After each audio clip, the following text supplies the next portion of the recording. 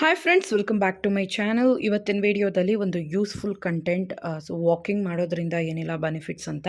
So ಪ್ರೆಗ್ನೆನ್ಸಿಯಲ್ಲಿ ತುಂಬ ಜನ ಏನು ಬಿಡು ವಾಕಿಂಗ್ ಮಾಡೋದು, ಮನೇಲಿ ಆರಾಮಾಗಿ ಒಂದೆರಡು ರೌಂಡ್ ಹಾಕ್ಕೊಳ್ಳೋಣ ಸಾಕು, ನೆಮ್ಮದಿಯಾಗಿ ಸಿಂಪಲಾಗಿ ಪ್ರೆಗ್ನೆನ್ಸಿ ಎಕ್ಸಸೈಸ್ ಮಾಡಿಕೊಂಡ್ರೆ ಸಾಕು ಅಂತ ನಿಮ್ಮನ್ನು ನೀವೇ ತೃಪ್ತಿಪಡಿಸ್ಕೊಳ್ತೀರಾ. ಇದು ಬಂದು ತುಂಬಾ ತಪ್ಪು. ಸೊ ಡೈಲಿ ಒಂದು 20 ಮಿನಿಟ್ಸ್ ಅಷ್ಟು ವಾಕಿಂಗ್ ಮಾಡೋದ್ರಿಂದ ಪ್ರೆಗ್ನೆನ್ಸಿಯಲ್ಲಿ ಸಿಗುವಂತಹ ಹೆಲ್ತ್ ಬೆನಿಫಿಟ್ಸನ್ನು ಈ ವಿಡಿಯೋದಲ್ಲಿ ನಾನು ತಿಳಿಸ್ಕೊಡ್ತಾ ಇದ್ದೀನಿ. ಸೊ ಕೊನೆವರೆಗೂ ಈ ವಿಡಿಯೋನ ನೋಡಿ. ಮೊದಲನೇದಾಗಿ ಎಷ್ಟು ವಾಕಿಂಗ್ ಮಾಡಬೇಕು, ಎಷ್ಟು ಟೈಮ್ ಅಂತ ಹೇಳ್ತೀನಿ, ಯಾವಾಗ ಅಂತಲೂ ಹೇಳ್ತೀನಿ. ಆದಷ್ಟು second trimester after first trimester rest ಮಾಡ್ಕೊಳ್ಳಿ. ಯಾಕಂದರೆ ವಾಮಿಟಿಂಗ್, ನಾಸಿಯಾ, ಕೆಲವೊಂದು ಹೆಲ್ತ್ ಕಂಡೀಷನ್ಸ್ ಬಂದು ಒಂದು ಸ್ವಲ್ಪ ಸೂಕ್ಷ್ಮವಾಗಿರುತ್ತೆ. ಹಾಗಾಗಿ ಒಂದು ಸೆಕೆಂಡ್ ಟ್ರೈಮಿಸ್ಟರ್ ಆಫ್ಟರ್ ಒಂದು 5 ತಿಂಗಳು 6 ತಿಂಗಳು ಆದಮೇಲೆ ಸ್ಟಾರ್ಟ್ ಮಾಡ್ಕೊಳ್ಳಿ. 5 ತಿಂಗಳಿಂದ 6 ತಿಂಗಳಿಂದ ಸ್ಟಾರ್ಟ್ ಮಾಡ್ಕೊಳ್ಳಿ. ವಾಕಿಂಗನ್ನು ಡೈಲಿ 20 ಮಿನಿಟ್ಸ್, ಅಟ್ಲೀಸ್ಟ್